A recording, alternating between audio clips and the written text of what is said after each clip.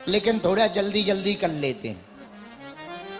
भगवान के दूसरे विवाह की चर्चा सुनो। एक सत्राजित नाम का राजा था, उसके पास मणि थी और मणि ऐसी थी कि सूर्य की तरह चमकती थी। एक बार भगवान से मिलने आया द्वारकाधीश से, ठाकुर जी से, तो द्वारपालों को लगा मानो सूर्य भगवान मिलने आए हो, इतनी मणि चमकती थी। तो द्वारपाल बोले महाराज लगता है सूर्य भगवान आपसे मिलने आए हैं। भगवान बोले सूर्य भगवान नहीं आए हैं, ये सूर्य के जैसी चमचमाती हुई स्मंतक मणि है जो सत्राजित नाम के राजा के पास है। 8 भार सोना प्रतिदिन देती थी वो। भगवान के पास मिलने आए, जब जाने लगे तो यदुवंशी बोले सुनो ये मणि बड़ी अच्छी है, बड़ी चमचमाती है, पर ये मणि आपकी जगह यदि द्वारकाधीश के गले में हो तो बड़ी सुंदर लगेगी। राजा ने कुछ नहीं कहा, सीधे चले गए। कुछ दिनों बाद राजा का एक भाई था प्रसेन, वो मणि पहन करके गया शिकार खेलने। वहां उसका सामना सिंह से हो गया और सिंह ने प्रसेन को मार डाला। अब सिंह मणि तो जानता नहीं था, पर चमचमाती हुई दिखी तो पंजे में फंसा ली उसने। उस चमचमाती हुई मणि को देखा जामवंत जी ने। बोले कौन जामवंत जी हैं? बोले ये वही जामवंत जी हैं जो राम अवतार में राम जी के मंत्री थे, जामवंत मंत्री अति बूढ़ा। बोले ये क्यों, ये क्या कर रहे हैं? बोले भगवान ने इनको वरदान दिया था कि हम द्वापर युग में आपके साथ युद्ध करेंगे और मिलेंगे, तो जो लोग आप पर हंस रहे हैं कि बूढ़े हो गए उनको जवाब मिल जाएगा। बोले जय हो महाराज। तो जामवंत जी का युद्ध हुआ सिंह से और शेर को जामवंत जी ने मार डाला। वो चमचमाती हुई मणि ली और अपनी बेटी जामवती को दे दी। बोलो सीताराम, जोर से बोलो। जब कई दिनों तक राजा का भाई प्रसेन वापस नहीं लौटा तो राजा को लगता है हमारे भाई को किसी ने मरवा दिया और मणि को छुड़ा लिया। पहली बार मणि पहन के गया था और हो ना हो मणि को द्वारकाधीश ने छुड़ा लिया हो और हमारे भाई को मरवा दिया हो, पर प्रमाण तो है नहीं कुछ। तो राजा ने किसी को नहीं पर अपनी पत्नी को बताया, सुनो देवी वैसे प्रमाण नहीं है तो तुम किसी को बताना मत, पर हमको लगता है हमारे भाई का वध द्वारकाधीश ने करवा दिया। क्यों? मणि को छुड़ाने के लिए। पर माताओं की आदत है, किसी भी बात का प्रचार करना हो ना तो माताओं को बताते समय ये कह दो कि ये किसी को बताना मत।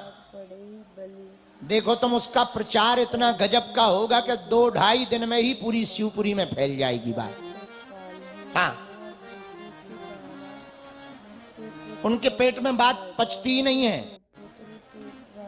एक आदमी था, उसकी पत्नी बोली महाराज आप हमें कुछ बताते ही नहीं हो, हर बात छिपाए रखते हो। पत्नी ने कहा कि जो बताना चाहिए वो बता देते हैं, पर सब बातें नहीं बताई जाती हैं। अरे महाराज ऐसा मत करो, हम आपकी पत्नी हैं, आप किसी को बताएंगे थोड़ी, आप हमें बताया करो। एक दिन पति ने चेक करना चाहा कि हमारी पत्नी किसी को बात बताती कि नहीं, सहेली को बताती कि नहीं, जरा चेक करें। तो सुबह सुबह से लोटा लेकर के बैठे थे तो पत्नी ने पूछा क्या बात है, आज मुंह लटकाए हुए हो? अरे बोले क्या बताएं, आज हम जब सुबह फ्रेश होने गए तो कौवा का पंख निकला।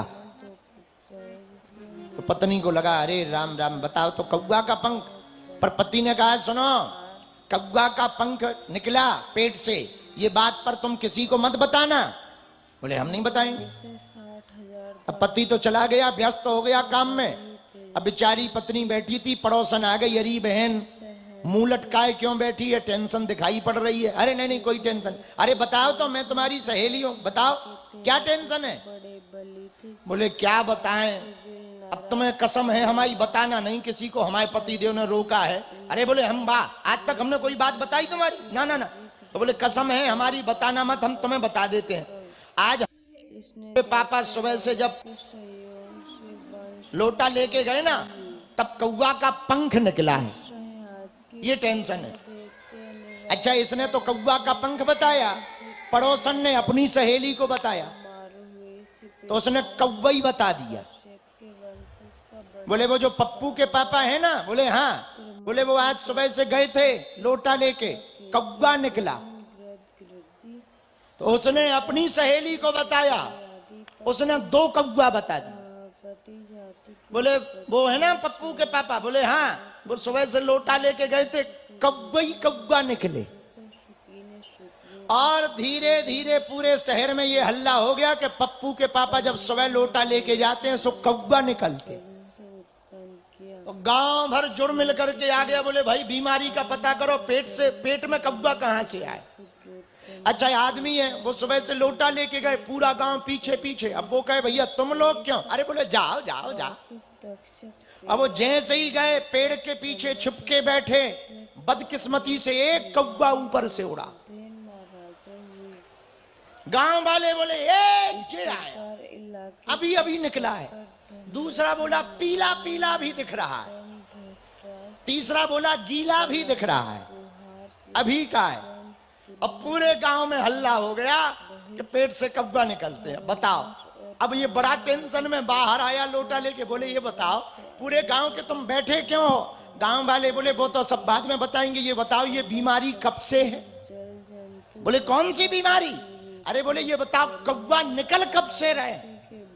अरे बोले भाई कौन से कौवा, कैसे कौवा, कौन सी बीमारी, हमें कुछ पता ही। अरे बोले अभी अभी निकला गीला पीला।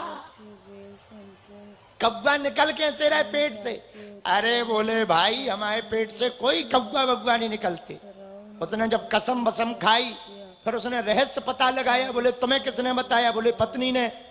बोले वाह, पत्नी की मित्रता किससे? बोले फलानी से। बोले फलानी से। तब उसने दिमाग लगाया, बोले अरे राम राम राम राम, हमने अपनी घरवाली को कौवा का पंख बताया था, इसने कौवा बनवा दिए। हाँ, तो राजा सत्राजित के साथ भी यही हाल हुआ। क्या हाल हुआ? उसने कहा कि देखो देवी जी, लगता है द्वारकाधीश ने हमारे भाई को मरवा दिया मणि के लिए, पर कोई प्रमाण नहीं है तो अभी बताना मत।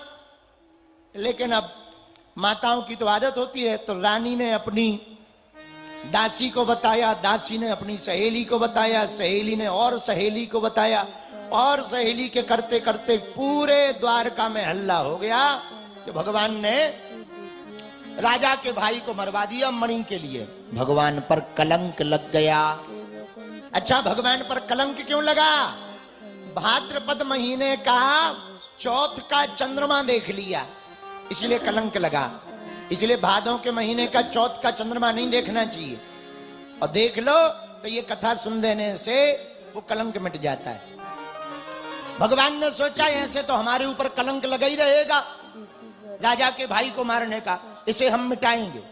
भगवान ने घोड़ा लिया और जांच करते हुए, पता करते हुए कि कहां गया था। बोले शिकार खेलने जंगल चले गए। जंगल में जब जाके देखा तो एक जगह घोड़ा मरा पड़ा है और राजा के भाई की अस्थियां पड़ी हैं। भाई राजा का भाई तो मिल गया पर मणि नहीं है। तो देखा किसने मारा? पैरों के निशान के बदौलत सिंह के निशान दिखाई पड़े। भगवान समझ गए शेर ने मारा है, पर आगे जाके देखा तो सिंह मरा हुआ पड़ा। अरे ये भी मर गया, लगता है कोई और है।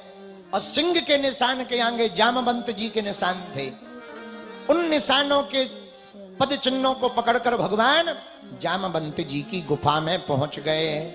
वहां जामवंत जी तो थे नहीं, पर जामवंत जी की बेटी मणि लेकर के बैठी थी। भगवान पहचान गए यही वो मणि है। इतने में जामवंत जी आ गए। कौन है? और हमारे घर में बिना पूछे कैसे आ गए?